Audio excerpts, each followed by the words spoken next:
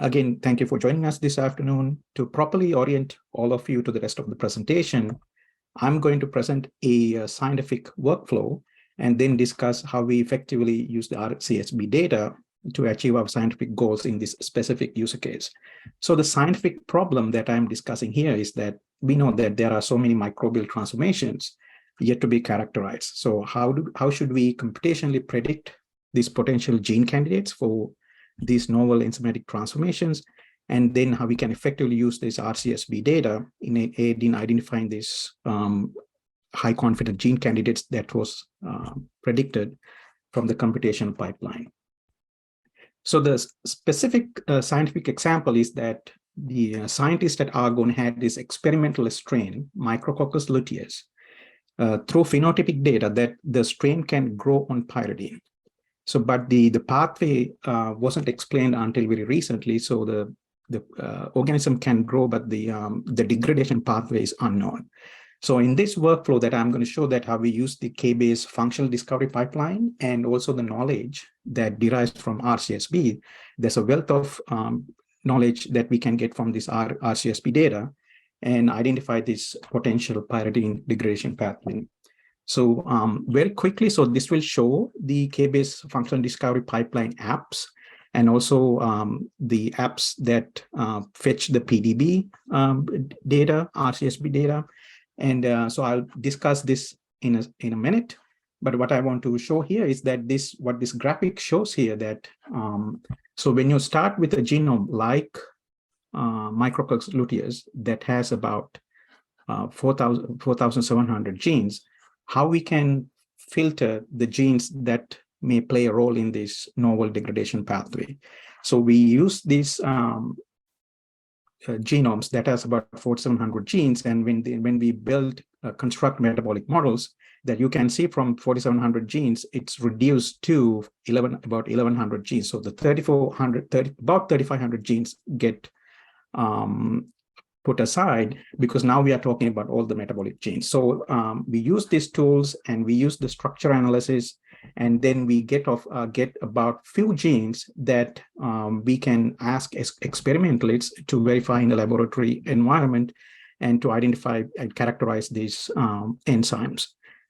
So with that, I will go to the narrative workflow. So I have a link to this narrative workflow. I will also put a link to a HTML version of this narrative workflow. So if you don't have a KBase account, you can still access this narrative. I'm going to put that the HTML version of this narrative into the chat. And so what we are doing here is our starting point is the microbial genome. So we have a microbial genome which is the Micrococcus luteus. The first thing that we want to find out is, okay, so we don't know there's a pyridine degradation pathway. Can we annotate these genomes with multiple annotation algorithms and try to find what functions are present in this genome? So here we annotate in this workflow with multiple annotation algorithms like RAST, PROC, and DRAM. And when we annotate this genome, so you get these annotated genomes, and that you can browse that annotated genome in the KBase narrative. And you can search for functions. So here that we can search for function like, pyruvate synthase. And can we find anything to do with pyridine? Any functions, anything to do with pyridine? We get some hits that related to tetrahydropyridine, but this gives me very little information. I don't see any pyridine degradation pathway related genes in this genome. So from here, we want to construct a metabolic model. So what we are doing here is we construct a metabolic model based on the annotations that was generated above. So we map these annotations to biochemical reactions. So I have most of my slide transferred here into the narrative so I can save some time. You also have my slides as a reference to go over. And we construct this metabolic model. So once you construct a metabolic model, Now, if you see the output of this metabolic model, what you see is a bunch of biochemical reactions. Now, note here that each biochemical reaction here is mapped to a specific gene. So this is the biochemical reaction that represent by this particular gene. And it also gives the functions of these biochemical reactions. And I have added documentation here that what each of these tabs represent. And I also have a link to tutorial. If you are less familiar with the metabolic modeling, there's a nice tutorial here that you can link out and learn more about that. So, okay, so now we have a metabolic model. And if I simulate this metabolic model to grow in the presence of pyridine, and obviously I won't get any growth because there's no pathway for the pyridine degradation. Now what do we do? So we use this pickaxe app to generate potential utilization routes for pyridine, potential new utilization routes for pyridine, since there's no known reactions in the known biochemistry. So this tool uses a set of general reaction rules, which are curated from known biochemistry, and generate novel compounds and reactions based on the compound of interest. So in this graphic, what it shows here is the pyridine molecule. And based on known biochemistry rules, this expand this and generate novel compounds and reactions. So this shows the generation for a single generation. So in this study, in this specific workflow, we have used 3 generations. So each of these compounds will again expand into novel compounds and reactions. So it's worthwhile to mention that if you have additional phenotypic data, just like metabolomics, we can map the metabolomics into these newly generated compounds based on the molecular weight. But in this specific user case, we don't have the metabolomics, we don't talk about it. So now we are doing this now because there's no pyridine degradation pathway. We need to identify a potential route. Can we identify a new potential route, new pathway, computationally predicted pathway to degrade pyridine? So the output of pickaxe now shows a bunch of reactions. Now it's generated. And it's also, this is also worth to note here that with these newly generated reactions, it gives this partial EC numbers. So here for every reaction, it gives this partial EC numbers, which become very handy down in the pipeline. And so the first 3 digits are what's important here that show the partial EC numbers. If I'm right, I think the next 2 digits represents the specific biochemical role and 159th reaction for the specific biochemical role. So let's focus on the first 3 digits here, which provide the partial EC number. So now we have a bunch of reactions that potentially can degrade, show degradation of pyridine. Now let's try to see whether we can use these newly generated reactions and then integrate that reactions into the metabolic model. Now you see here that it gives me about 7,000 reactions from this pickaxe output. Now, how do we pick the specific reactions that play a role in this pyridine degradation? So what's happening here is that, in summary, so we have this model, metabolic model constructed from genomic annotations that has gaps for the pyridine degradation pathway, and we use the pickaxe app to generate novel compounds and reactions for the pyridine degradation. And we try to integrate this set of novel reactions in combination with known reaction and try to fill this gap so we can potentially have a pyridine degradation pathway integrated into this model. So that's what this gap fill metabolic model app do. So when we run the gap fill metabolic model app, it integrates this novel set of reactions. So the output of the gap fill metabolic app here shows, now we can see these reactions that has the pyridine degradation reactions, like for instance here, that pyridine get converted to 3-hydroxypyridine and 3-hydroxypyridine get converted to 2,5-dihydroxypyridine. Very importantly, that we can also see the partial EC numbers. So these are the very first clues that we can search in the genome what potential genes may play a role for these particular reactions. Also note that there is no genes associated with this reaction, and that's obvious, right? So these are novel reactions that was predicted, and we don't know what the gene, what genes are playing a role that representing this biochemistry. Okay, so now we have a potential route that was computationally predicted for pyridine degradation. And by the way, I also should note that known reactions have these numbers that are RxN ID, and these weird looking reaction IDs are that the reactions that was introduced from the PCAX output. Okay. Now, the next step is, now we have a potential route, and let's simulate in silico. So let's try to simulate, grow the Micrococcus luteus model in the presence of pyridine minimal media, and using flux balance analysis under aerobic conditions. And so we have an app run flux balance analysis, and I have provide some documentation here how you can produce a pyridine minimal media. So when you run the flux balance analysis, now we can also see the fluxes on those newly introduced new pyridine degradation reactions, and that's good. So in summary, what we have done here is that now we can simulate the potential pyridine degradation pathway, and we use a media, a pyridine minimal media. So the sole carbon source is pyridine, and it simulates how that the cell uses pyridine as the sole carbon source and produce its biomass, or it can grow in the presence of pyridine. So this also showing here in a pathway map. So we can open this in a separate window so we can see this clearly.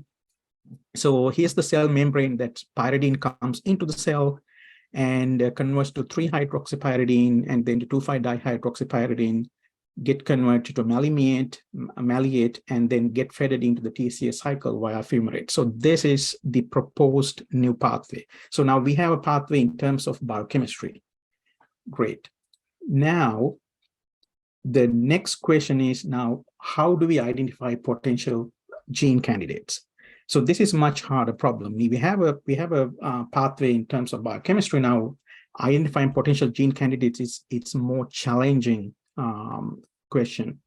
So we have done the differential expression analysis on this genome. So the differential expression analysis was generated based on glucose versus pyridine, and so this will give us more evidence that we can eliminate some of the genes that are not expressed under the pyridine. So let's go back really quickly to this to the model, that the partial EC numbers for this newly introduced reaction, which is 1,14,13, and I'm coming back here. So in the genome, if I search for 1,14,13, I find about 30 genes. This number is a bit off. It's an artifact because some genes are represented twice here with the different annotations, but in general, we have about 30 genes that has this part EC number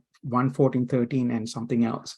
So from 4,000 some genes, now we narrowed down to about 30 genes. And then we introduced this differential expression analysis. And based on differential expression analysis that has this EC number, we can eliminate all the genes that were not expressed in the presence of pyridine. So that will further narrow the list of gene candidates. Now, what do I do? Still, there's a good number of genes, and not every gene get annotated with the proper EC number. So this is also the case here. Now, I look for the genomic context. What I mean by genomic context is, in bacteria, in prokaryotes, it's very likely that the genes are clustered together that act on the same pathway. And we see that all over most of the time in prokaryotes. So here I'm looking at the context of clustering data, and I'm right now picking the gene, the CDS3484, and I'm seeing that the whole operon that this gene is in is highly expressed. And for the gene 3483, right upstream to this highly expressed gene that has the partial EC number 11413, has a EC number 1213. That doesn't really help me. It's a very lousy EC number to, so to speak, because it's a very generic EC number, aldehyde dehydrogenase, it could be anything. So that doesn't give me any additional valuable information. This is where the PDB structural evidence comes really handy and really shines here to give us more evidence. So I run this app, the import PDB metadata into KBase genome that Chris has shown us previously. And let me open this in a separate window. So this app give a wealth of information. What this app produces is the PDB structural hits that are homologous to Micrococcus luteus genes.